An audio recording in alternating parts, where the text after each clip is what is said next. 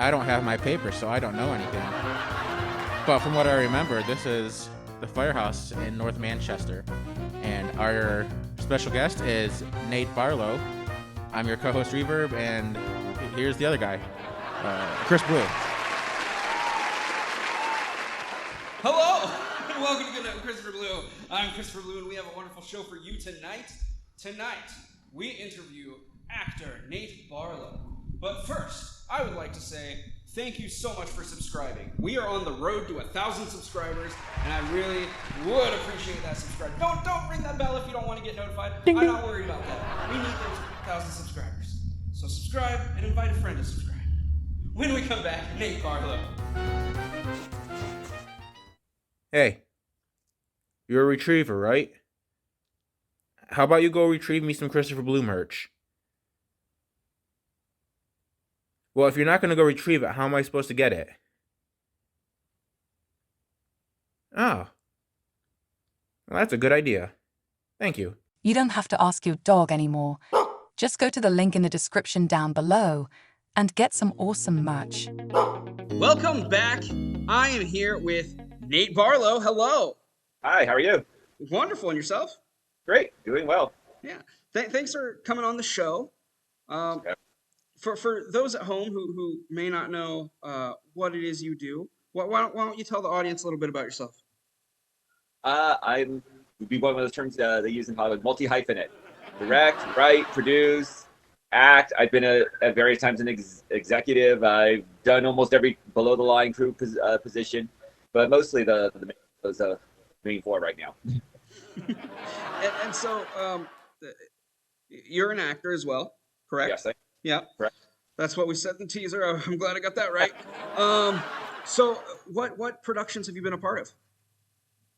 As an actor or as all of them? Yeah, just throw it all out there. This is your show.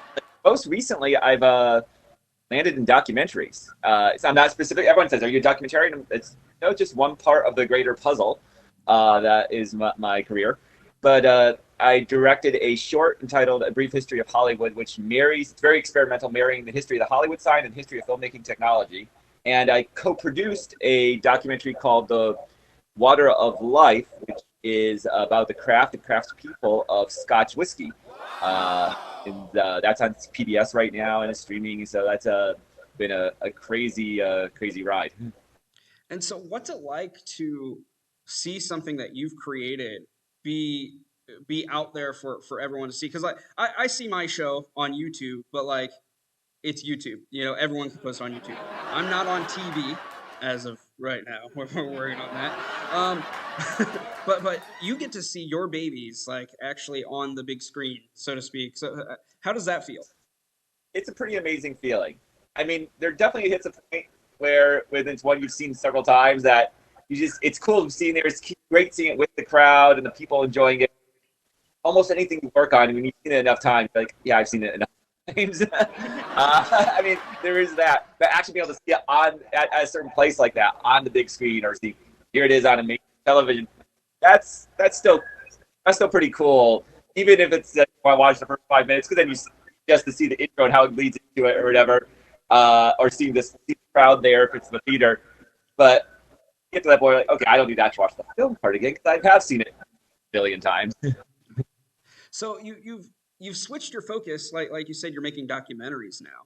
What is it about a documentary that made you go, yeah, that's the path I want to go down with my career? Well, it's not just documentaries. It's just kind of where I found myself lately. The short was an idea I had and sat on for years. And I thought, when I first moved to Los Angeles, saw the Hollywood sign, like, okay, done that, big deal, it says whatever. So the first time I became relatively close to it, you start to get a sense of how big those letters actually have to be. And I just became fascinated by the history, read up all, learned all about it. I wanted to do something, not just a typical documentary, but something that kind of recreated the history, visually kind of made it kind of come to life. And I needed something more, though, than just kind of doing a simulated time lapse, until I came up with the idea of overlaying the history of filmmaking technology. So it's constantly changing aspect ratios, black and white, color. There are shots truly in 3D in there.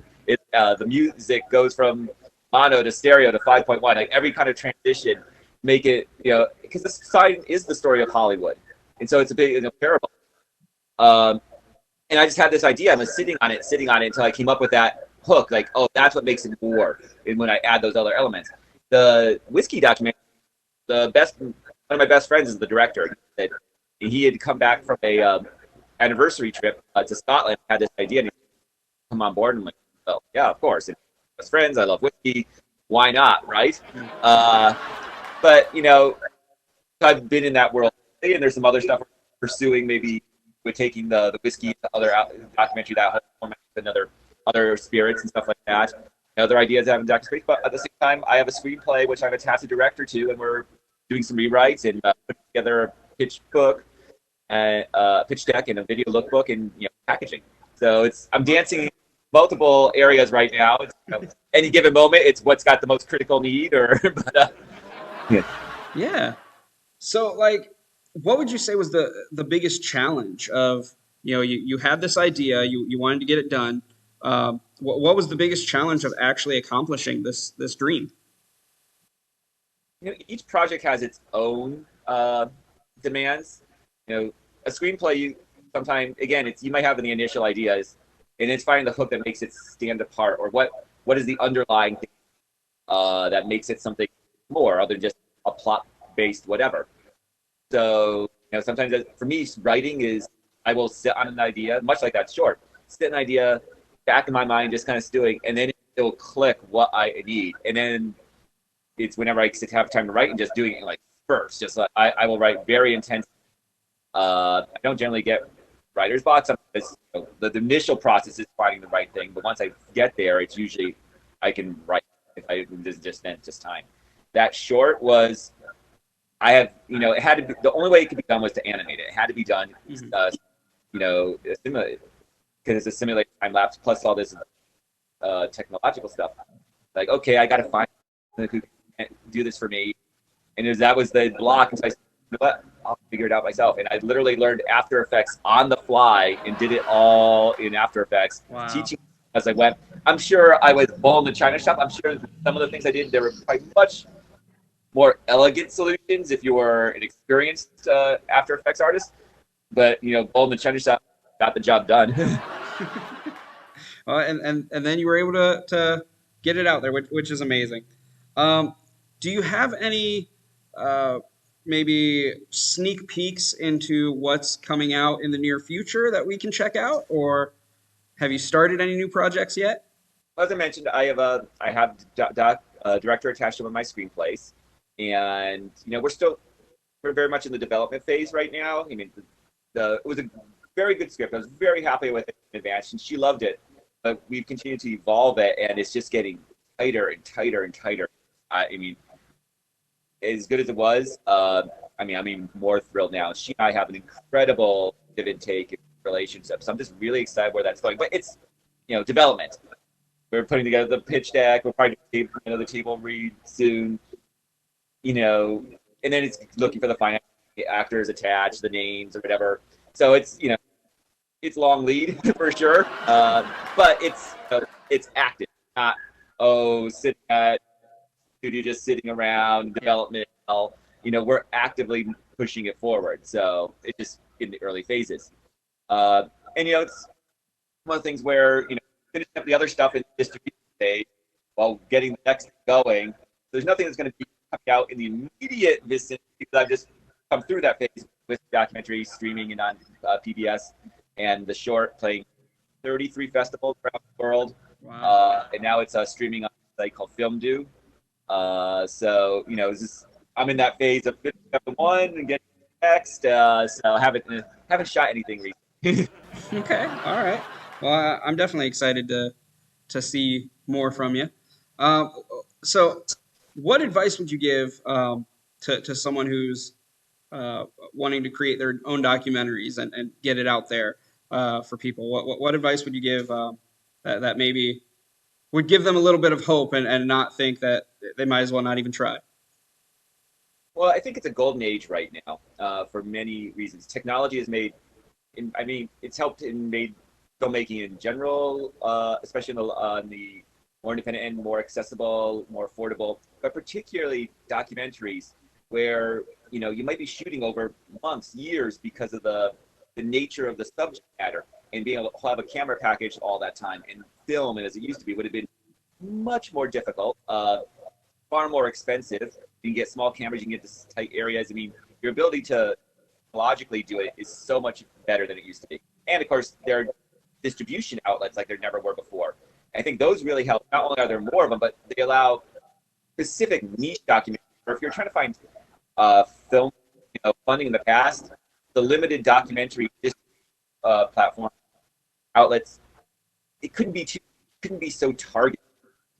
So I think I think the idea right now, you can find find your audience, because there is an audience, and you're not so limited. So find that audience, search Facebook, go to Netflix, find it and learn how to target it. The whiskey documentary was started with a Kickstarter on Indiegogo actually, and you can convert that audience to Facebook, and Twitter, and you can start hitting them at the very beginning. Find your audience and realize that few documentaries at this point are small or so targeted that there isn't a distribution platform that will take them on to get to that audience. You show their enthusiasm to get there. Very cool. Very cool. Where can people go to find you and keep up with what you're doing? I mean, my personal website is natebarlow.com. I don't run like an ongoing feed there because I feel like stuff like Facebook and Twitter and Instagram do that better. There's already in there. I put, if I have new headshots, I put them on there. If I have new film coming out, all that kind of stuff, the big things, the major section. But I don't run basically a blog there. There's too many other sites which work for that better. But I'm on Instagram, Twitter, Facebook, all that. Nate Barlow. My personal account on Nate Barlow is on Facebook's a little high, so I have the fan page, Nate Barlow Fans. But following on Twitter, Nate Barlow, so it's pretty. And Instagram is pretty easy to find. Awesome. Weird. Make it easy for the audience, and put all your links down in the description so you can just click on it. Great, thank you. Nate, thank you so much for coming on. It's been a blast talking with you. Likewise. All right, well, that's our show. Thank you guys so much for liking, commenting, sharing, and subscribing. Don't forget to click that bell so you get notified whenever we upload new content. Until next time, good night, my sweet baby angels. I'll see you in the future.